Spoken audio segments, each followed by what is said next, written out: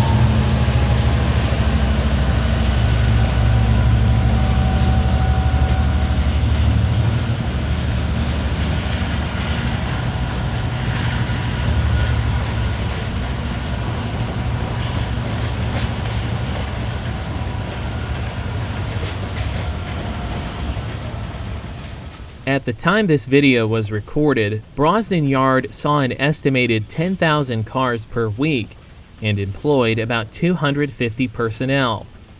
For over 50 years, the classification yard was a major hub for the railroad's southernmost region, but that all changed on November 1st, 2020. According to Trains magazine, the hump at Brosnan Yard was idled in an effort to consolidate the classification of cars under the philosophy of precision scheduled railroading. All classification work for the railroad's southernmost territory will be handled in either Atlanta or Chattanooga. Today, Brosnan is a mere shell of what it once was, and is yet another casualty of precision scheduled railroading. These eco-friendly, low-emissions locomotives were rebuilt in a series of 14 units over a period of 2 years between 2016 and 2018. Their building cost was subsidized by a Congestion Mitigation and Air Quality Improvement Program grant, which was administered through various federal and state agencies. They're often used in yard service and can be found working the humps in and around the state of Georgia. These 3,000 horsepower locomotives meet Tier 3 emission standards and are equipped with the latest electronic technology. The RPU 6D slug locomotives, like the one sandwiched in the middle of the consist of this pair, were also partially funded through grants and are often mated to the SD33 Ecos for enhanced traction and braking ability. In addition to the Ecos, several pairs of GP40 mother slug sets could be seen working the yard, including Norfolk Southern 725 and GP40-2 number 3043.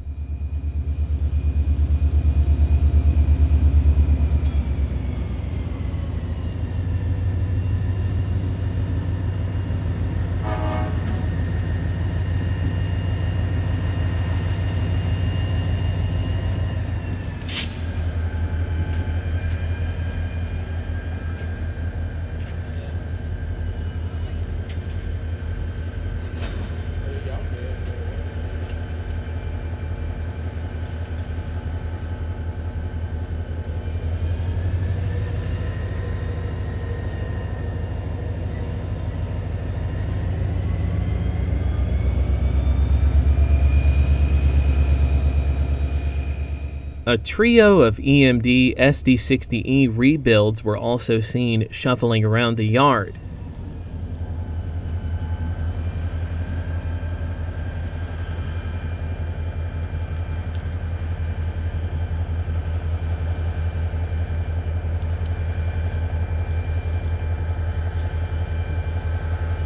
These three sister locomotives would be assigned to Empty Rock Train G10, which runs from Macon to Postel, Georgia, to a large quarry.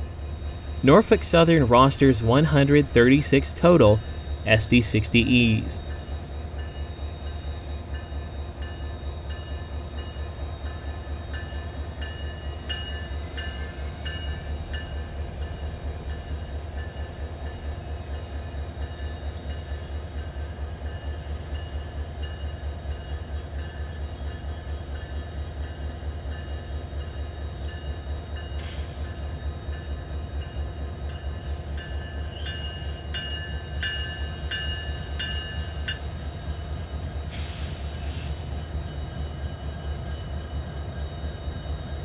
Norfolk Southern also rosters 107 former Norfolk and Western SD40-2s.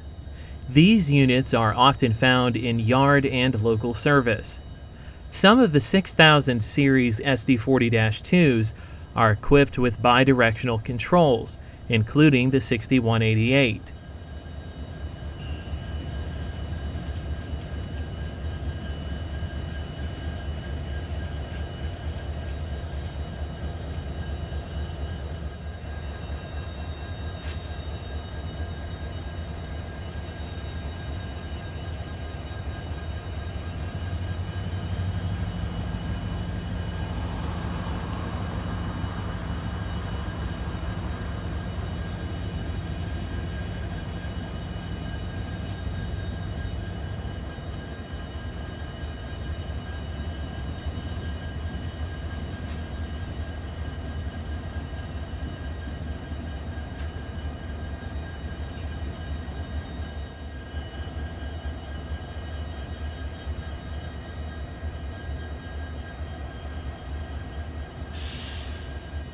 SD33 Eco number 6213 started life as Pennsylvania Railroad SD40 number 6102. It was built in March of 1966 and served the Pennsy for less than 2 years before becoming part of the Penn Central system in 1968. The SD40 would later serve on Conrail's roster from 1976 through 1999, being renumbered twice and rebuilt as an SD40-2R before being acquired by Norfolk Southern. While on NS, the veteran locomotive was renumbered to 3436, where it hauled freight in both road and local service. After 50 years of faithful service on the railroad, the locomotive was selected to be rebuilt as an SD33 Eco at Juniata Shops in Altoona, Pennsylvania in June of 2016. It was completed in December of that year. 6221 has a very similar history and was rebuilt by Juniata in December of 2018. An interesting note about this scene is that all of the locomotives are Juniata rebuilds. Norfolk Southern's aggressive rebuild program over the last 10 years has saved the company millions of dollars by extending the lives of the locomotives for at least 2 decades. We left the yard momentarily to document an approaching Norfolk Southern manifest freight train. We were delighted to see a train with an all-EMD lash-up. In addition, this train was pulling a rare Union Pacific boxcar, which is fast approaching the 50-year mandatory FRA retirement mark.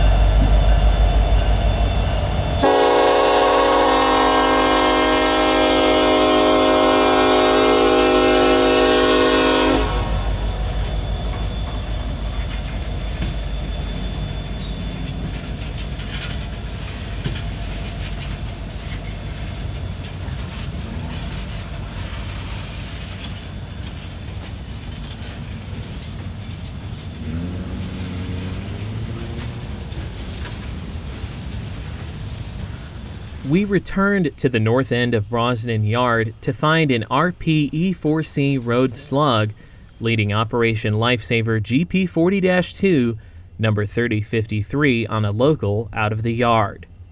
A slug is an accessory to a diesel-electric locomotive.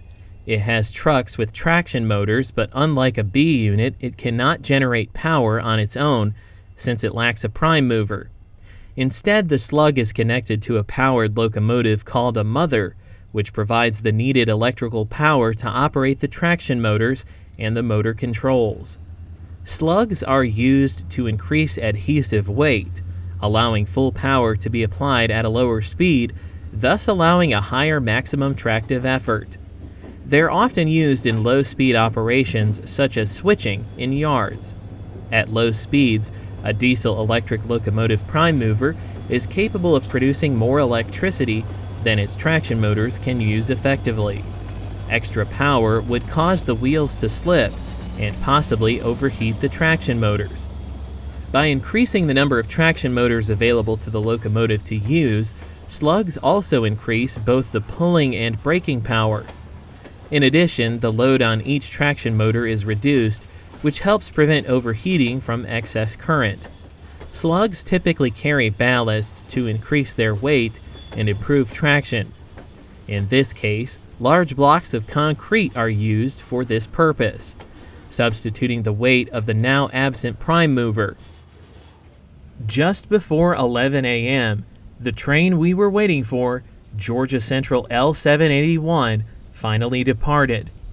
Leading the double-stack intermodal train out of Macon would be 4 EMD GP38-2s.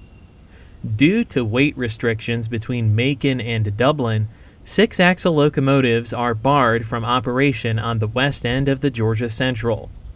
Thus, the incredibly rare opportunity to document 4 axles pulling double stacks was afforded to us.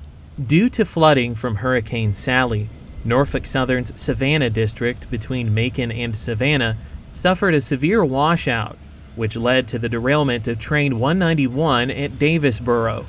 Since the main line was in disrepair, Georgia Central would handle Norfolk Southern's high-priority intermodal traffic over the weekend.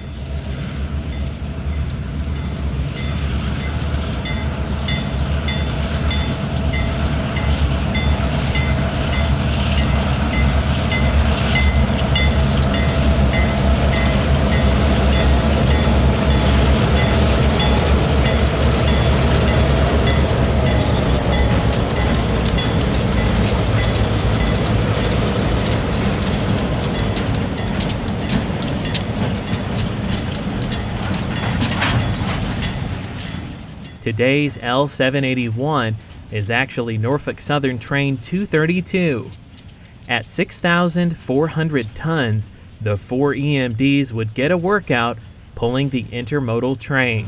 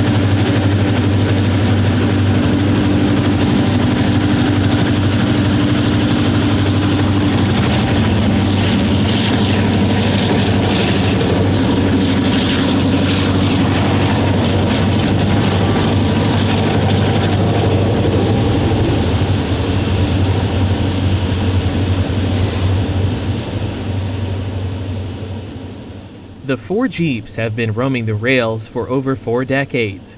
Each has a unique history. Lead locomotive number 2130 is a former Southern Railway high hood that's lettered for the Heart of Georgia Railroad. The locomotive arrived on the Hoggs property in 2018 after receiving a nose job.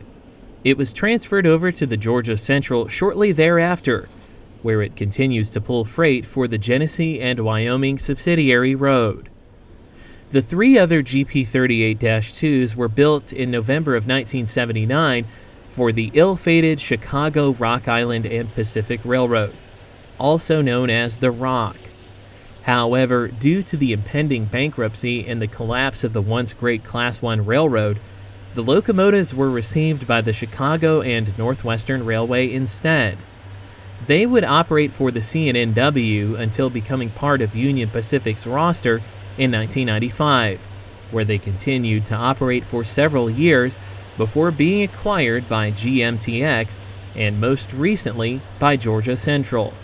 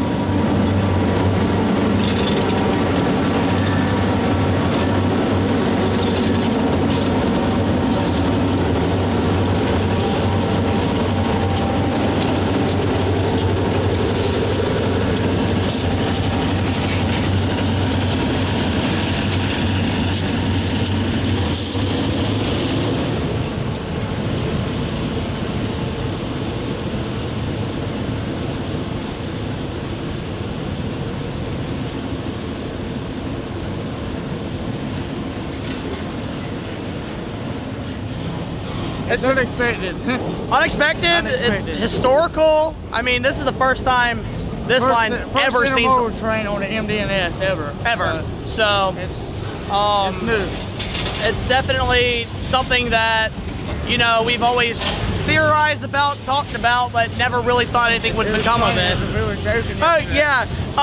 Macon's supposed to be getting an inland port, and he had literally asked me yesterday afternoon about the progress on that, and I didn't know. And then I later that evening found out they were running this, and so serendipity and very good timing.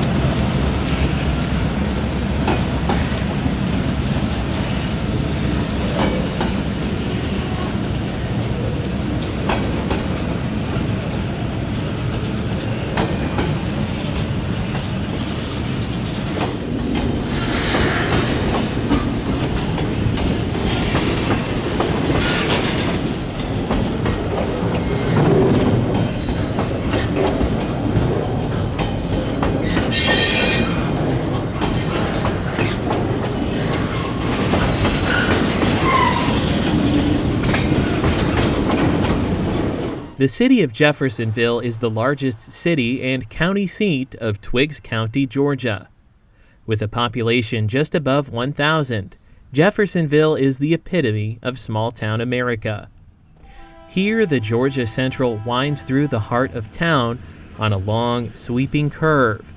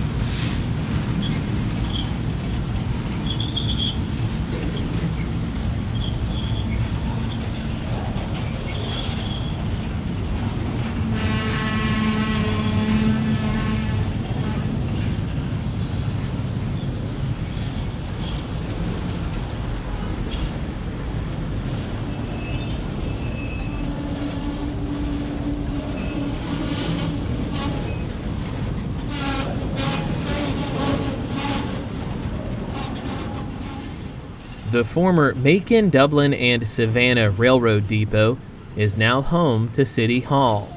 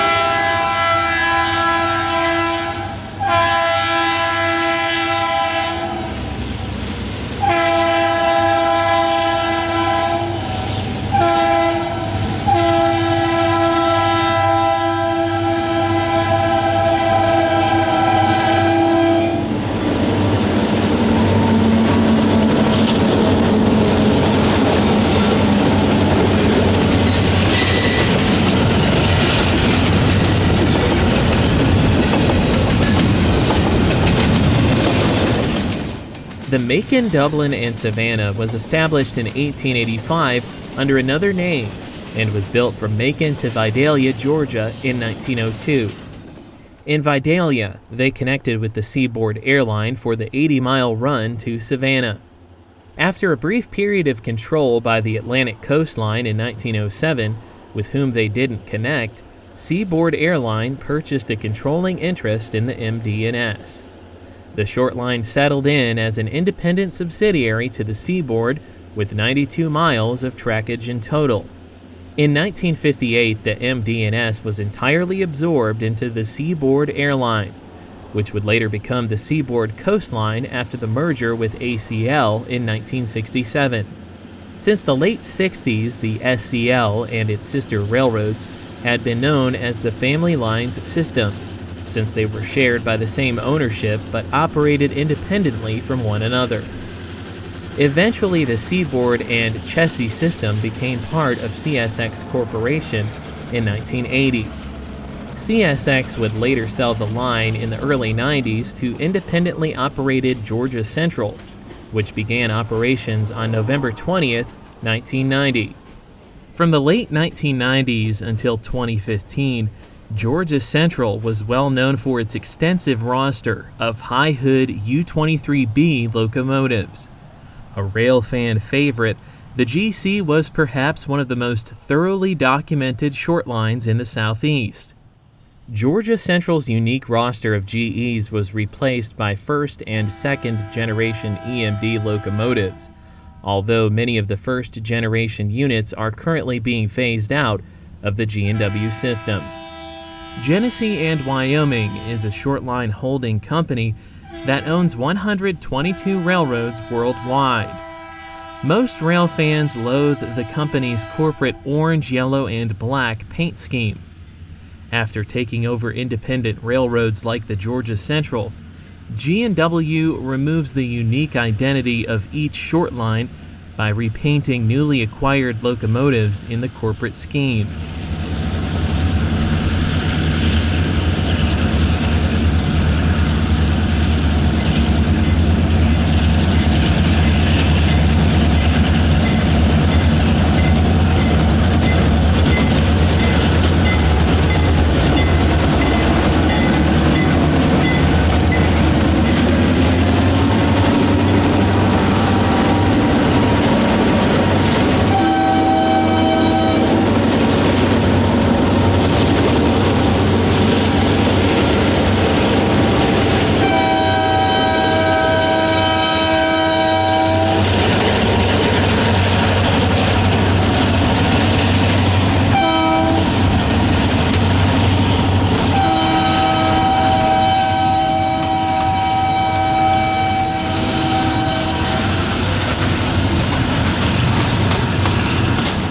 At Dublin, Georgia, the GC has a small yard and office located in the center of town.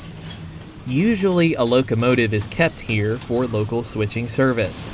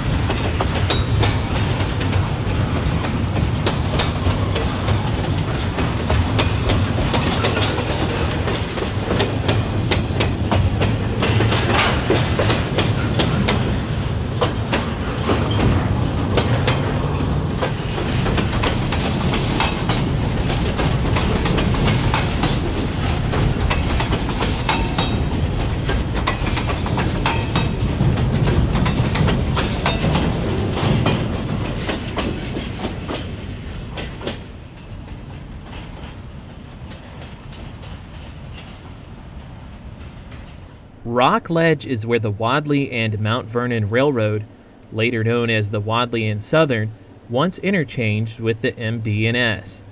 Georgia Central trains now operate at higher speeds here thanks to recent track upgrades.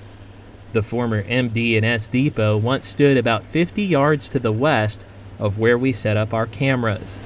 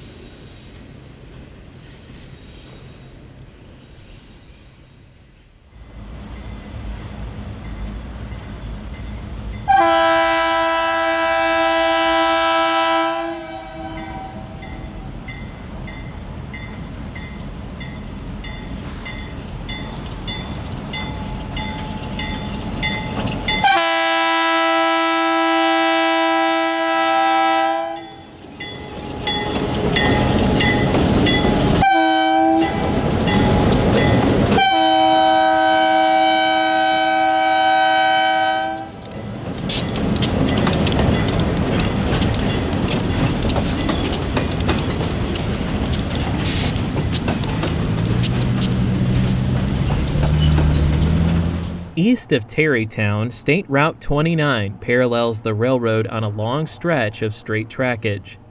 This location is an excellent spot to document long Georgia Central trains.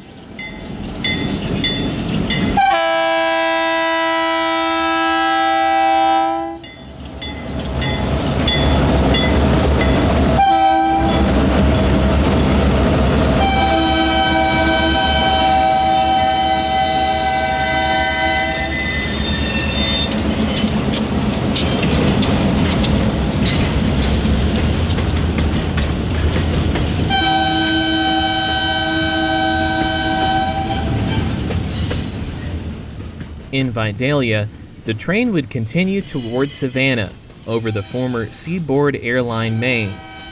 Vidalia is famous for its onions. Historically grown here, Vidalia onions are named after the town and are unusually sweet compared to other types of onions grown in the United States.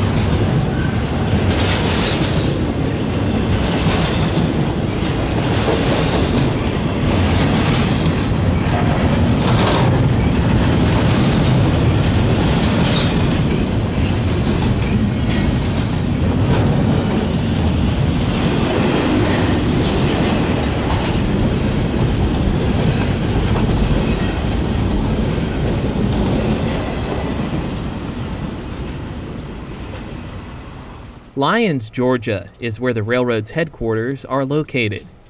Here, the GP 38-2s, which led the train east of Macon, are to be swapped out with 4 other GP 38-2s. The reason for the swap is so that the west end of the Georgia Central will have adequate motive power for regularly scheduled trains. In addition to company offices, Lyons is home to the railroad's main shop facility. Here, locomotives receive general maintenance, repairs, fuel, and sand.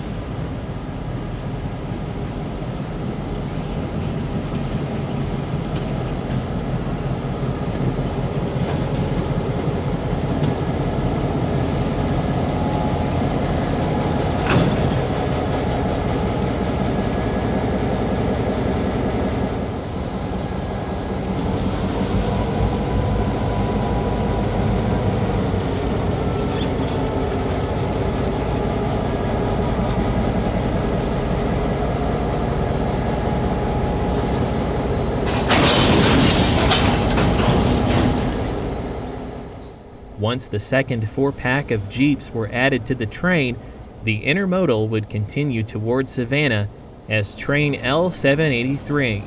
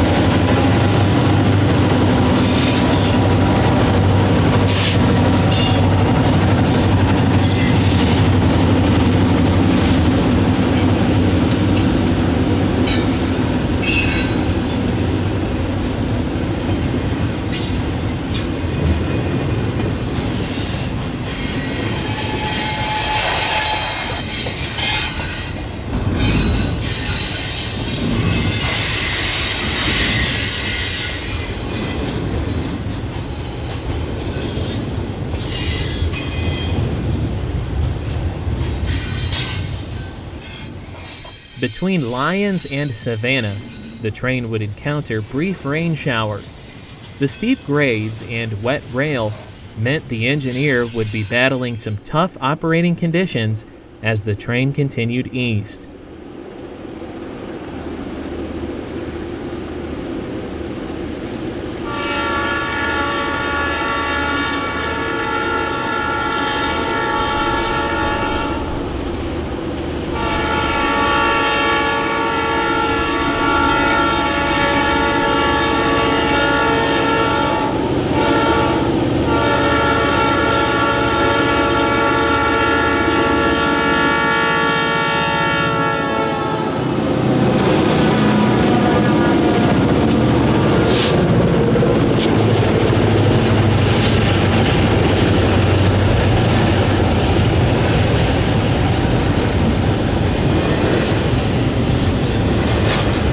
At Manassas, Georgia, the Georgia Central passes a former seaboard coastline defect detector.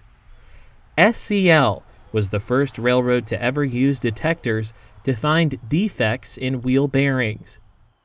One was white, one was red, and when the train passed by, if the light was white, your train was good. If it was red, you had something wrong with it. You're telling me earlier this spot used to look a whole lot different back when you were a kid. Oh yeah. Back in the 80s, you could see this detector. There wasn't all these trees here, and you can see that detector about half a mile away down the road. What's it like seeing a stack train on the GC in 2020? Oh, it's nice. We hadn't had one over here since, what, 17? 3 years? November of 17, so it's been about 3 years. About 3 years, so it's nice to be shooting one again.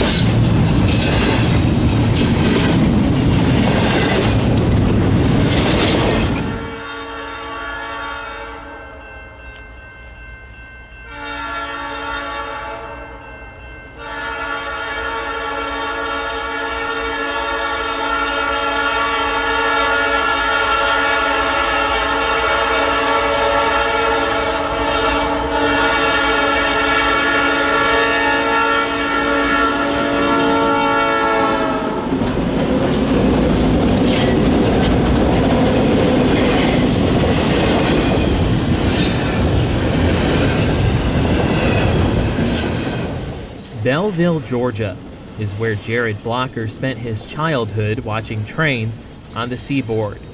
For him and many others from the area, seeing an intermodal train return to the Georgia Central was a special sight.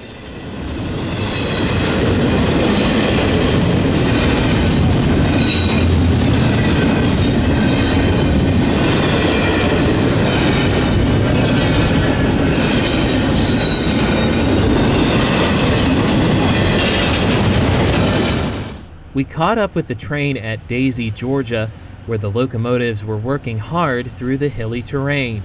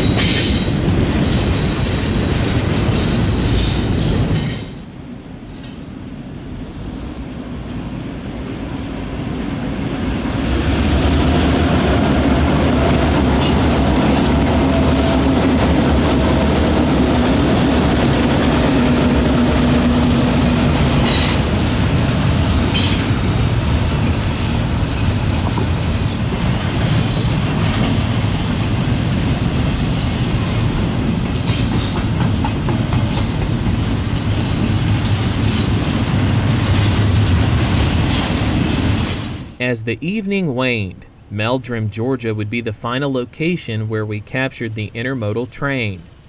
An impatient motorist decided to take his life into his own hands, jumping the crossing seconds before the train went over the road.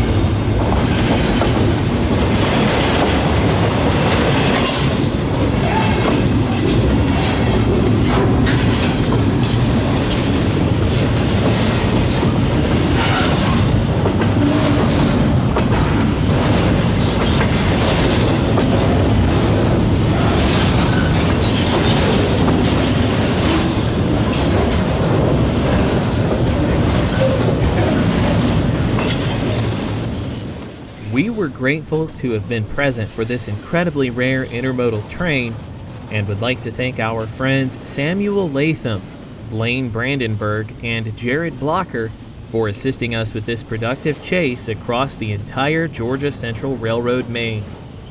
We hope you enjoyed this in-depth look at the Georgia Central Railroad. Thank you for watching Delay in Block Productions. Until next time, happy railroading.